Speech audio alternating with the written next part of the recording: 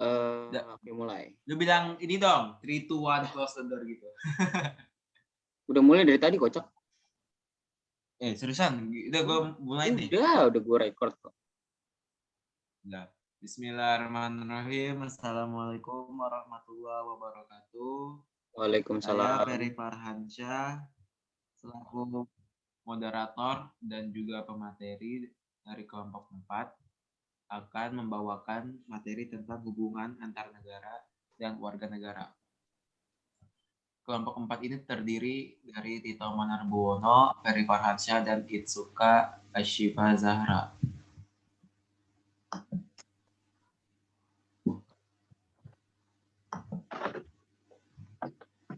Materi yang pertama yaitu pengertian hak dan kewajiban. Hak adalah sesuatu yang mutlak dimiliki oleh setiap orang dari sejak lahir dan penggunanya tergantung pribadi masing-masing. Dan menurut KBBI, hak adalah benar, kepunyaan, milik, kewenangan, kekuasaan untuk berbuat sesuatu yang telah ditentukan oleh undang-undang, aturan, dan sebagainya, atau kekuasaan yang benar atas sesuatu. Kewajiban yaitu sesuatu yang harus dilaksanakan dengan penuh rasa tanggung jawab demi mendapatkan hak atau wewenang kita. Dan menurut KBBI, kewajiban adalah sesuatu yang diwajibkan, yang harus dilaksanakan seperti pekerjaan, tugas, dan juga menurut hukum segala sesuatu yang menjadi tugas manusia. Pemateri selanjutnya dipersilakan oleh Saudara Tito.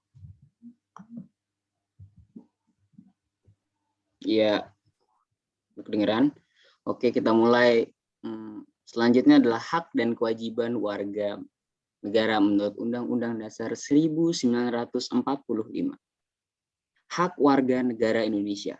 Pertama, hak atas pekerjaan dan penghidupan yang layak. Yang mengatakan tiap warga negara berhak atas pekerjaan dan penghidupan yang layak bagi kemanusiaan. Pasal 27 ayat 2. Kemudian, hak untuk hidup dan mempertahankan kehidupan yang berbunyi setiap orang berhak untuk hidup serta berhak mempertahankan kehidupannya. Pasal 28A. Selanjutnya, hak untuk membentuk keluarga, melanjutkan keturunan melalui perkawinan. Pasal 28B ayat 1. Selanjutnya, hak atas kelangsungan hidup. Setiap anak berhak atas kelangsungan hidup, tumbuh dan berkembang.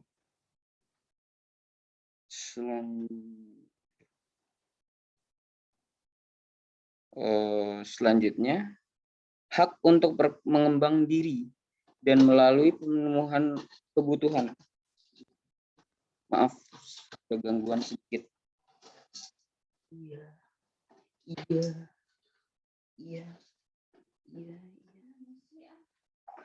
Oke, maaf ini baterai saya mau lowbat, jadi harus dicas. Sebentar.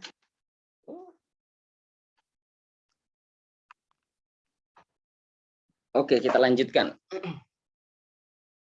Selanjutnya ada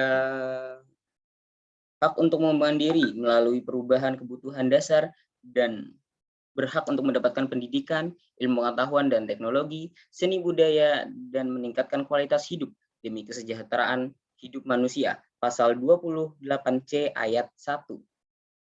Kemudian hak untuk memajukan dirinya dan memperjuangkan hak secara kolektif untuk membangun masyarakat dan bangsa dan negara. Pasal 28C ayat 2. Selanjutnya, hak atas pengakuan, jaminan, perlindungan, dan kepastian hukum yang adil, serta perlakuan yang sama di depan hukum. Pasal 28D ayat 1. Selanjutnya, hak untuk mempunyai hak milik pribadi, hak untuk hidup, hak untuk tidak disiksa, hak untuk kemerdekaan, pikiran dan hati nurani, hak beragama, hak untuk tidak diperbudak. Hak ini, hak untuk dilakukan sebagai pribadi di hadapan umum. Hak untuk tidak dituntut atas dasar hukum yang tidak berlaku surut adalah hak asasi manusia yang tidak dapat dikurangi dalam keadaan apapun. Pasal 28I ayat 1. Selanjutnya, hak mendapatkan perlindungan secara umum. Masyarakat juga berhak mendapatkan perlindungan.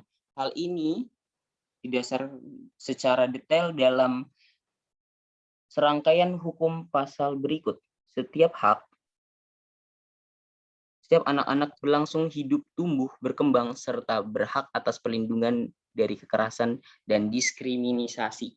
Pasal 28B ayat 2. Oke, boleh slide selanjutnya.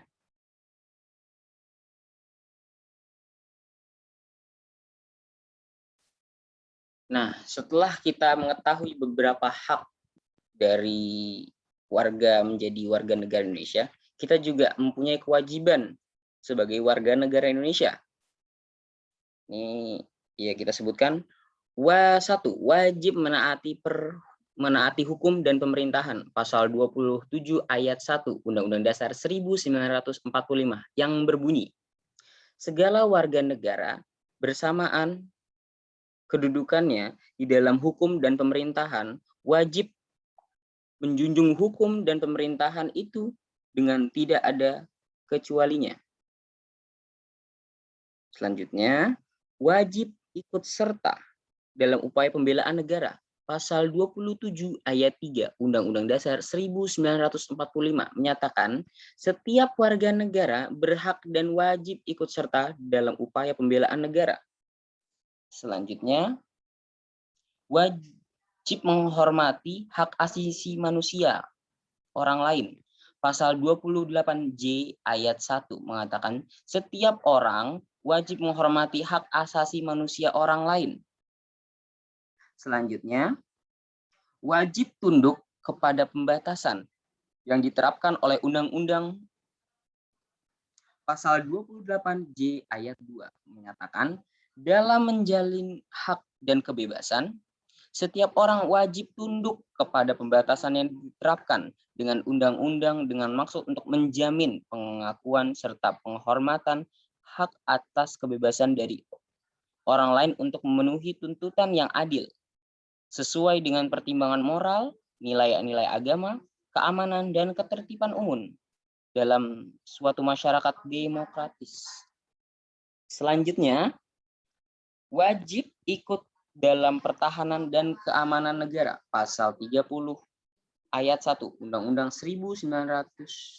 Dasar 1945 menyatakan tiap-tiap warga negara yang berhak dan wajib ikut serta dalam usaha pertahanan dan keamanan negara. Oke, saya slide selanjutnya.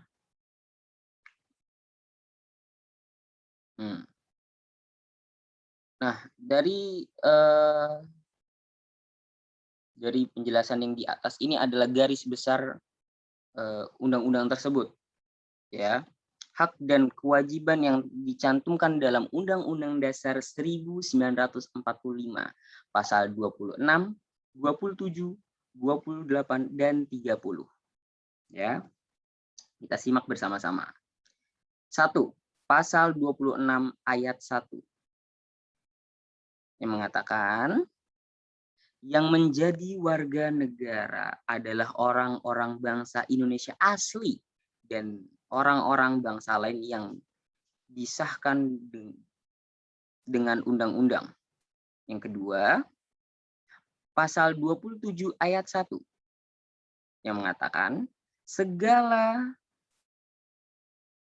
warga negara bersamaan dengan kedudukannya di dalam hukum dan pemerintahan wajib menjunjung hukum dan pemerintahan itu. Dan pada ayat 2, tiap-tiap warga negara berhak atas pekerjaan dan penghidupan yang layak bagi kemanusiaan.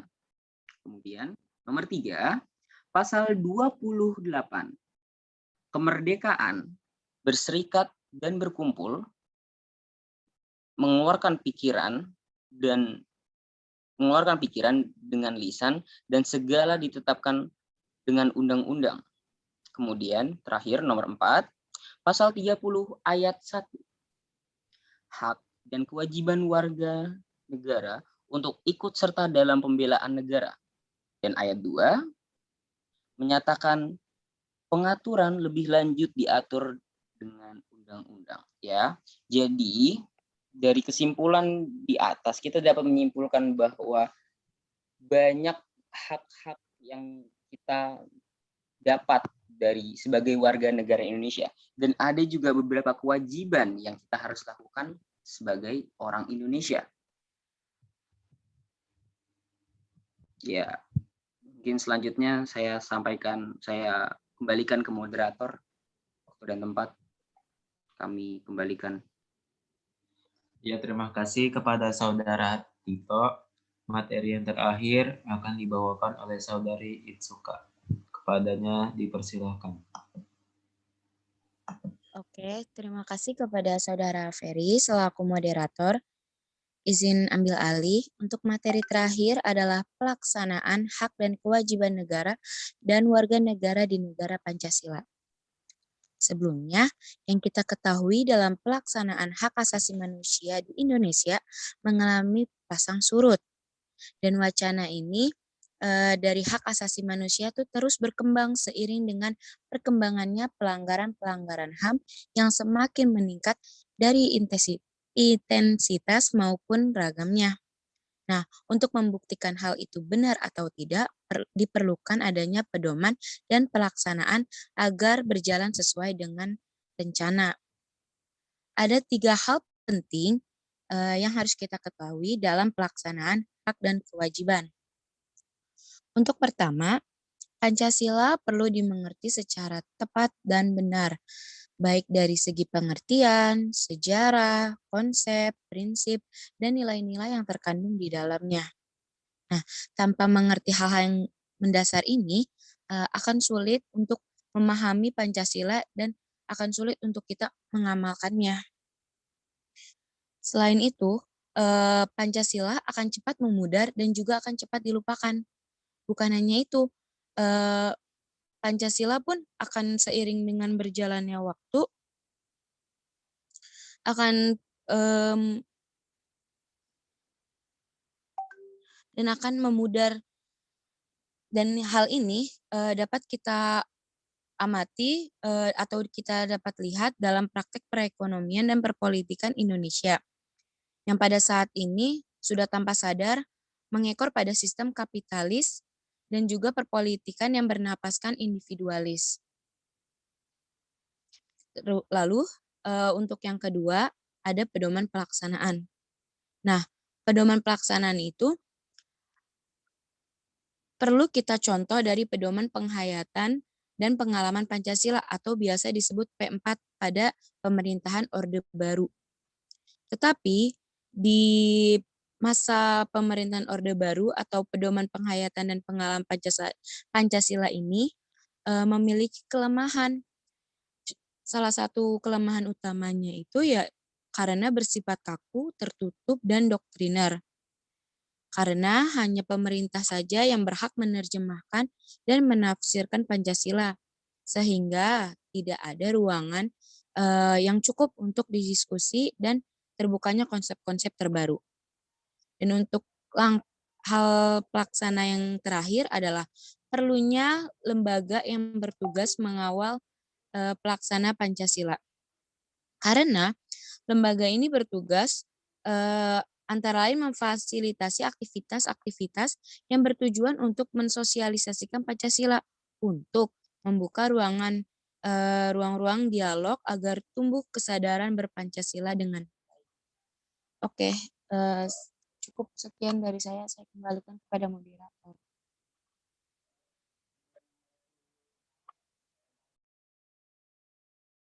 Ya, sepertinya kami mendapatkan beberapa pertanyaan di sini dan mungkin langsung saja kami jawab. Ada pertanyaan dari Alwaitri Saubiha. Ya, sebagaimana negara tertentunya. Oh, dia menanyakan tentang apakah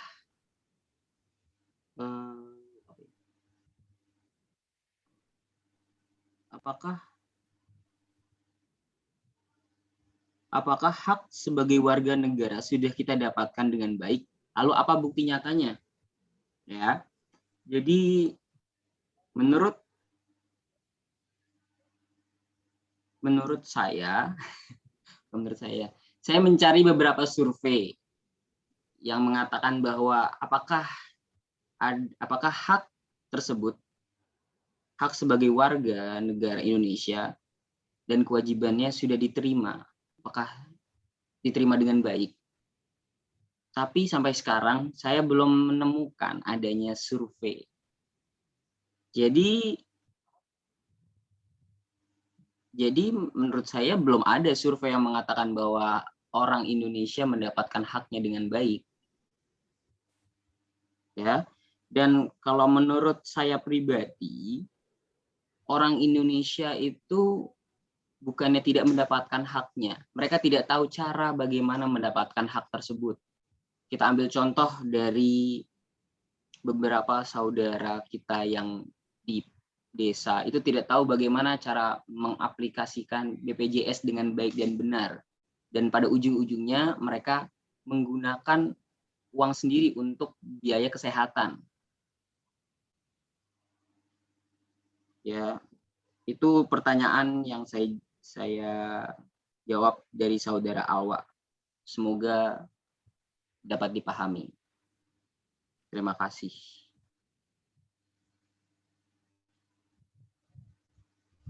Ya, selanjutnya di sini ada pertanyaan dari Faiz Habib. Pertanyaannya adalah mengapa pejabat-pejabat seperti DPR atau MPR berpenghasilan tinggi daripada rakyat? Oke, saya jawab. Karena setiap bulannya anggota DPR menerima gaji pokok dan berbagai macam tunjangan. Mulai dari tunjangan istri, tunjangan anak, uang sidang, tunjangan jabatan, tunjangan beras, hingga tunjangan PPH. Dan anggota DPR juga menerima beberapa tunjangan lain seperti tunjangan kehormatan, tunjangan komunikasi, tunjangan peningkatan fungsi pengawasan dan anggaran, bantuan listrik dan telepon, dan asisten anggota yang diterima semua anggota. Namun, yang membuat anggota DPR dapat menerima lebih banyak gaji atau penghasilan adalah adanya insentif dari dinas luar kota, maksudnya biaya perjalanan, dan uang representasi yang dibayarkan harian selama perjalanan dinas. Dari cuman segitu saja yang saya jawab dari pertanyaan Pak Is Habib, semoga bisa dipahami.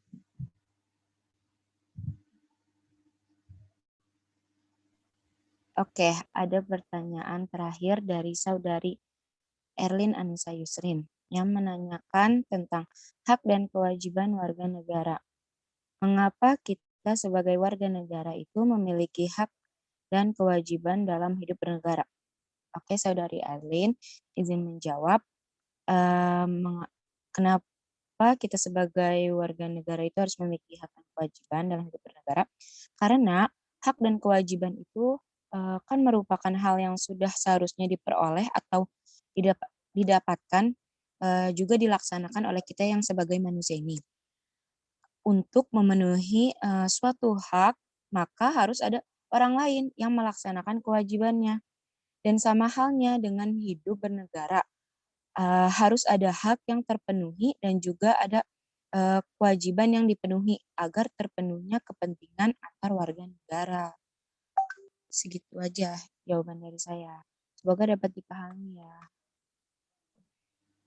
Ya, sekian dan terima kasih waktunya.